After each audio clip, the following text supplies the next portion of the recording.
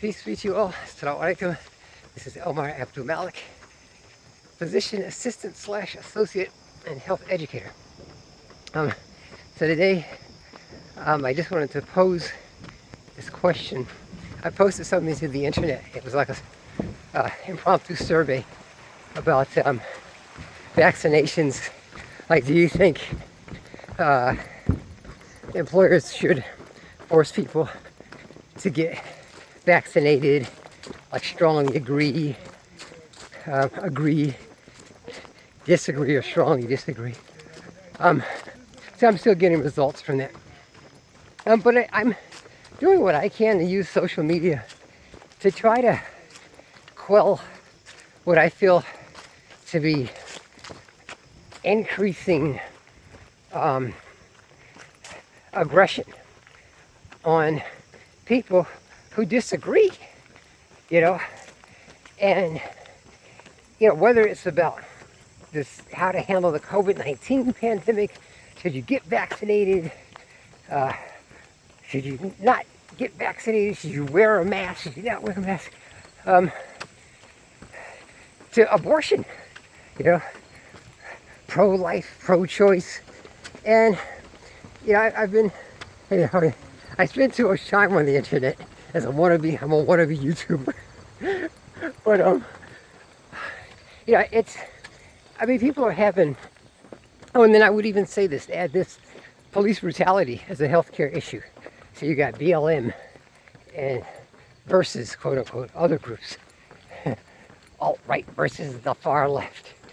And I just pose the question, for those of us that are just trying to say, hey, can we disagree agreeably? Is there some type of compromise that we can meet?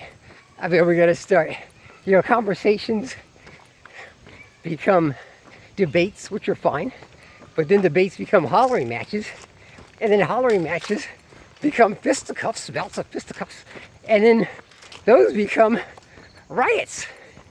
And at some point, I'm here in Washington, D.C. I live and work here, the capital of America. So we have protests almost every week, different organizations and so forth, who want their voices to be heard.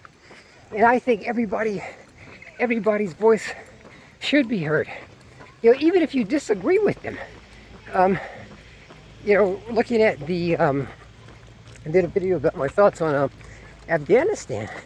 You look at a place in Afghanistan where some Afghanis are so afraid of their fellow Afghanis, i.e. the Taliban, that they're willing to try to cling to the side of an airplane and risk falling to their deaths, as some did, or run over. My God.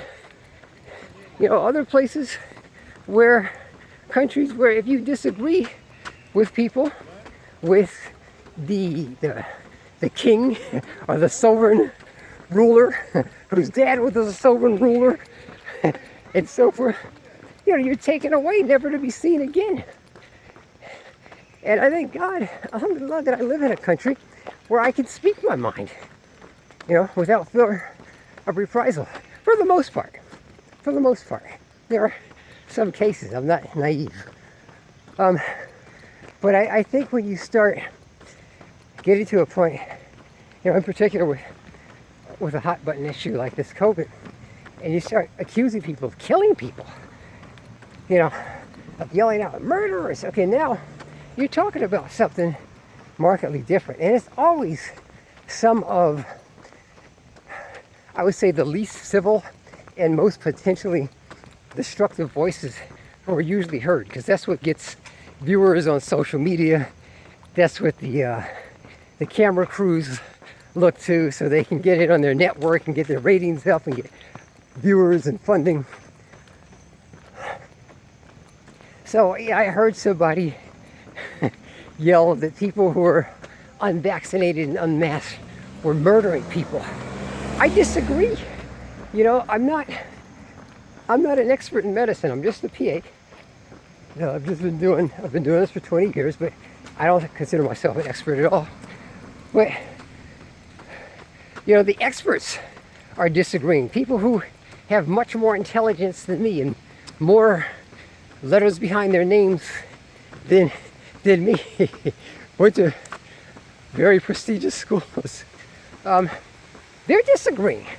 You know, you saw Senator Rand Paul and Fauci going back and forth, Dr. Fauci going back and forth. And I don't think that people who are advocating for the vaccine are necessarily shills working for big pharma, you know, or some part of some big conspiracy theory. Or I don't think they're trying to kill people. Maybe some are, I don't know. You know, I'm abysmally ignorant about many aspects of the world. I'm just a humble worker bee trying to do my job, support my family, help my community. But there has to be a place. So I'm trying to find a place where we can have discussions. I've got family members and good friends of mine that are not getting vaccinated. They're like, I'm not getting it. And I saw this person who was a treatment adherence specialist, which is what I am also. I did my dissertation on it. Our health educator, I mean.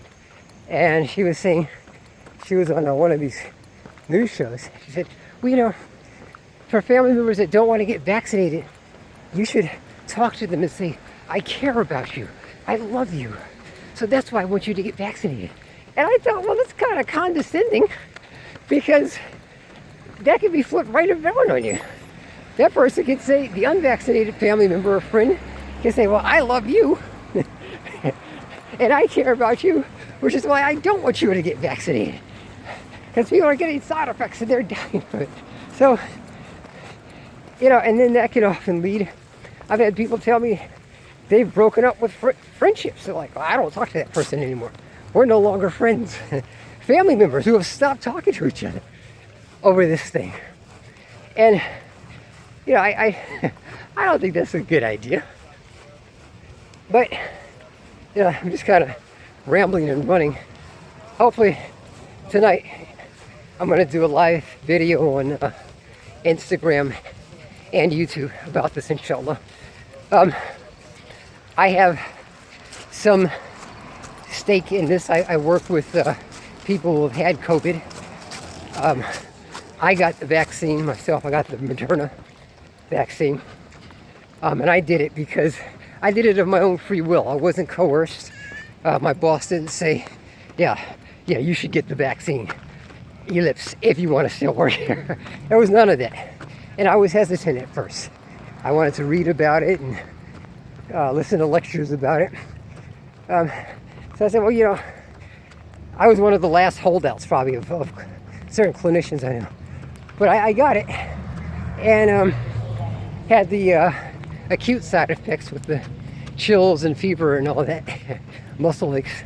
But I wanted to protect my patients, so it wasn't so much for my own protection, but I work with very, very ill people who are immunocompromised to varying degrees. And they're older people on top of that. So I didn't want to take a chance that I was some kind of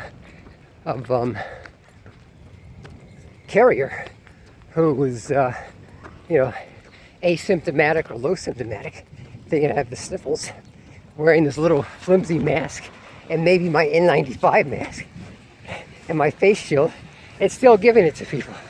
You know, we're still learning about this virus. You remember back in the day when it first started, you know, doctors were showing people, you know, when you bring your groceries in, separate your counter on the groceries that you just brought in, and then you wipe them down with a bleach wipe. Well, suppose you miss 1 square centimeter. Do you know how many virons are in 1 square centimeter of your cereal box? You know? There was a nurse who was showing people how the virus can spread with ink, I think. You know, so we're learning more about how it spreads. These blankety blank masks, which personally I hate. But you know, we're still learning, so we got to be patient with ourselves and each other and this thing Hope it works out. All right, that's it for now. I wish you guys the best of success with your positive endeavors. Peace.